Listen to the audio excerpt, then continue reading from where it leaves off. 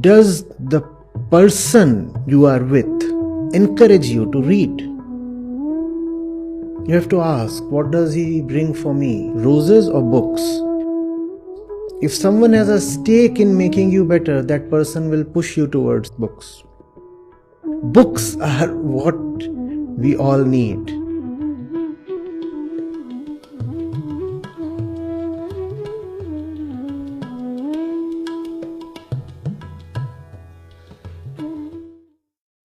Thank you, sir, for coming here and enlightening us with all your knowledge that you have shared. Uh, I have two small questions. I have written this so that I can deliver that clearly. My question is, sir, I have listened from multiple sources that we should not chase our happiness because happiness is already within us. So, my first question is this right? And the another question is, if this is right, sir, then what's the purpose of doing our work? Like a person wants to become a doctor because after becoming he will be able to serve the society and he will feel better after that. But if I am already happy, if I am already powerful, then what's the motivation behind doing our work? So these are my two questions. Good. Both questions are useful. No, it's not that you should not chase happiness.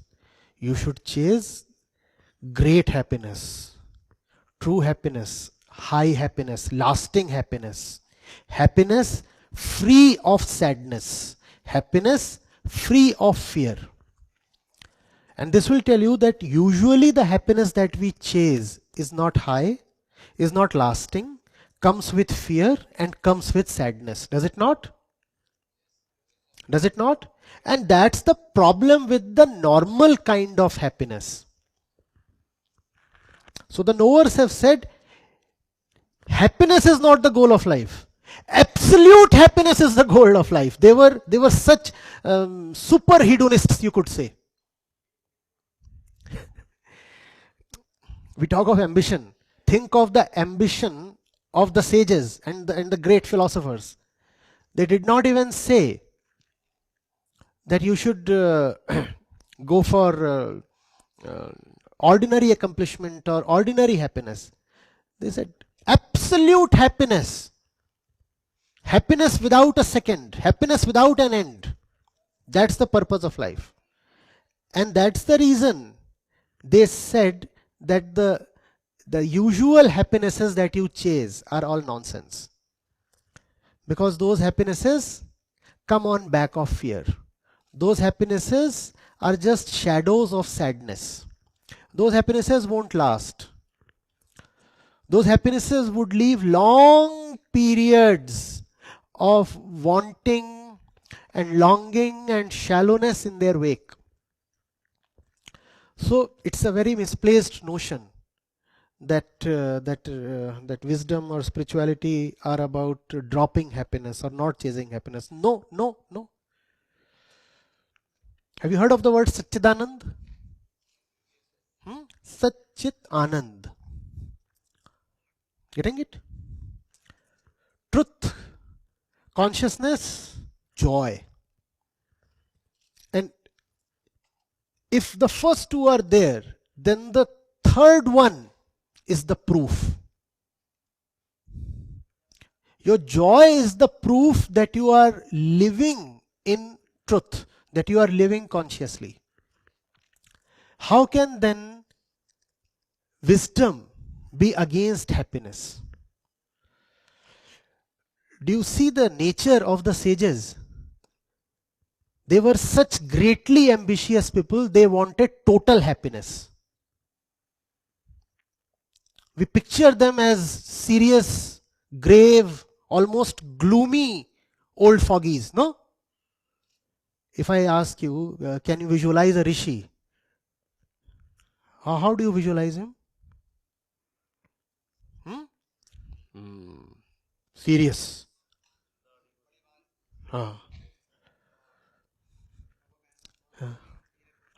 And if you are not told that he is a sage, you will say, oh, he is some homeless destitute. Poor fellow. My sympathies are with him. Right? It's just because we are culturally conditioned to look at the image of the rishi as something respectable. Therefore, we don't say all these things. There is a great problem in the way we have thought of the sages. The sages were very, very joyful people. Very joyful people. And that's probably the reason they chose to live in the jungle. Because our cities and villages are joyless.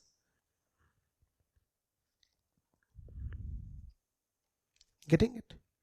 And if you exhibit joy to joyless people, they get very frustrated, even violent.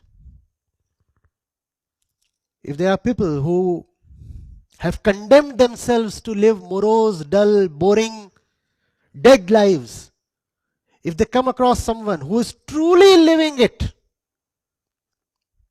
as they say, king size, he gets very frustrated and envious and therefore violent. So the sages said, no. We would rather retreat to the jungles. And in the jungles, they could freely exhibit their joy. Now this joy is such a superior kind of happiness that you cannot very easily visualize it. If happiness, in your opinion, consists of laughing or is expressed through laughter, then joy does not mean a guffaw. You'll say when you are ordinarily laughing, then you stretch these 2 points by half an inch, and in joy obviously the stretch extends to 2 inches. No. Which basically means that joy is not in the same plane as happiness. Joy is not a linear extension of happiness. Joy is a dimension different from happiness. You cannot say 2 units of excitement is happiness and 5 units of excitement is joy. No. Happiness, if it lies on the x-axis, joy lies on the y-axis. It's a separate dimension. Right? So the purpose of life is total happiness. Total happiness. Think of your happinesses now. Are they total? If they are not total, don't stick to them. Search for something higher. Search for something that won't abate. Search for something that is not dependent on others or conditions. If he smiles, I'll be happy. But it's not necessary that he'll smile irrespective of how hard you work for him. Right? If I get the right results, I'll be happy. But the results are not and never totally in your control.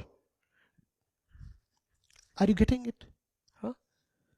So the more you start seeing that our happinesses are all conditional, finite, infested with sadness, infested with suspicion, the more you become capable of joy.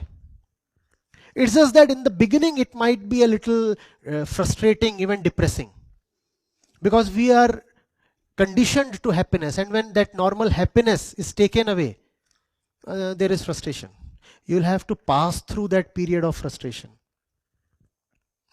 That's the answer to your first part. The second part, he said, but if you are already happy, why would you work?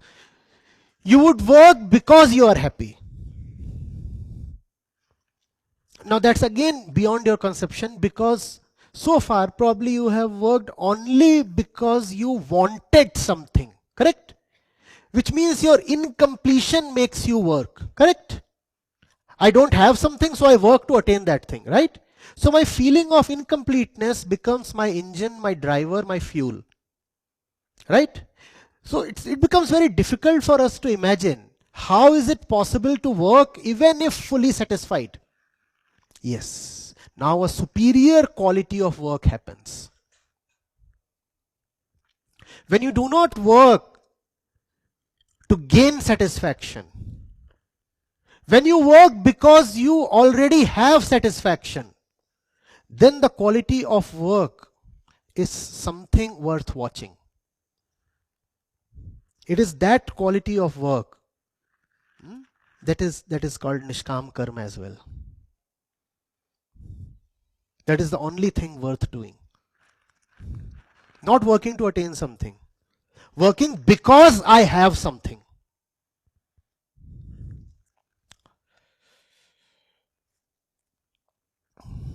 Not speaking so that you will applaud for me. Speaking because I have transcended the need to be applauded.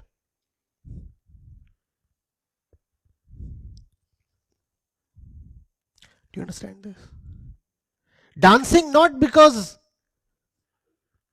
somebody would make a reel or a short and gain me.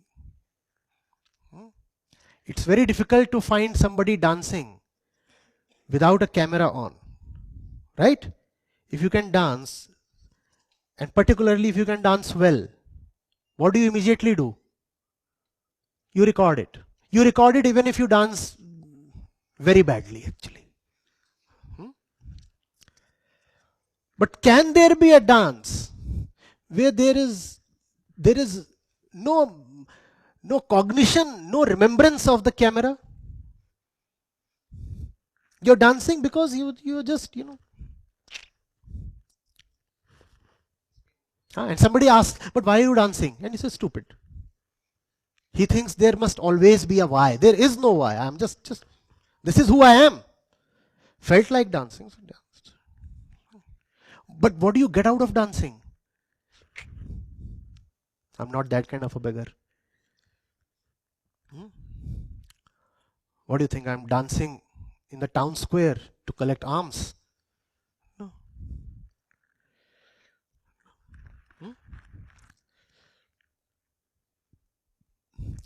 Start practicing this thing. Start doing things from which you get nothing. And slowly you will develop some taste. Better still if you start doing things where you not only get nothing but actually lose something. It will appear bitter, almost intolerable in the beginning. Slowly you will start saying, but there is a strange kind of pleasure in this. I'm loving it. Happens with practice. Happens with practice.